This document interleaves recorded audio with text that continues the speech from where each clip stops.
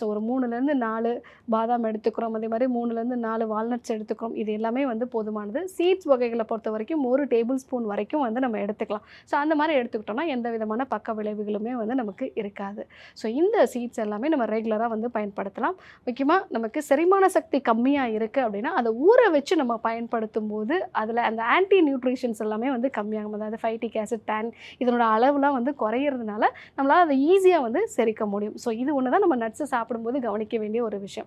So மாதவிடாய் கோளாறுகள் வந்து இருக்கு. உடல் எடைய குறைக்கணும். அதே சமயத்தில என்னுடைய ஸ்கின்னும் வந்து ஹெல்த்தியா இருக்கணும். ஹேர் குரோத் இருக்கணும்னு நினைக்கிறவங்க, நான் சொல்லக்கூடிய இந்த 6 நட்ஸையும் வந்து நீங்க கண்டிப்பா வந்து பயன்படுத்தி பாருங்க.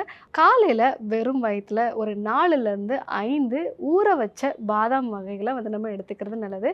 காலை வேளைகள்ல வந்து நீங்க மோரோ, இல்ல தயிரோடையோ வந்து 1 டேபிள் ஸ்பூன் அளவுக்கு ஆளி விதை பொடிய வந்து நீங்க சேர்த்து எடுத்துக்கலாம். இல்ல நீங்க வீட்ல வந்து சாலட் ஏதாவது ப்ரிப்பேர் பண்றீங்க, இல்ல வந்து ஏதாவது சட்னி பண்றீங்க அப்படின்னா, அதில வந்து 1 டேபிள் ஸ்பூன் அளவுக்கு ஆளி விதைய வந்து நம்ம சேர்த்து வந்து எடுத்துக்கலாம்.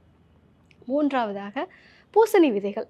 அதே மாதிரி நம்ம சூரியகாந்தி விதைகள வந்து எடுத்துக்கலாம். ஒரு ஈவினிங் டைம்ல வந்து சூரியகாந்தி விதைகள லைட்டா வந்து ட்ரை ரோஸ்ட் பண்ணி வந்து நம்ம எடுத்துக்கலாம். ஸோ அதே மாதிரி நீங்க அப்பப்போ எப்பல்லாம் உங்களுக்கு வந்து ஏதாவது ஸ்நாக்ஸ் சாப்பிடணும்னு தோணுதோ, அப்பல்லாம் வந்து ஒரு 2லேருந்து 3 வால்நட்ஸ் வந்து எடுத்துக்கலாம். இந்த ஊற வச்ச எள்ளோ இல்ல வந்து வறுத்து பொடி பண்ண எள்ளோ பனவெல்லத்தோட சேர்த்து வந்து நீங்க எடுத்துக்கலாம்.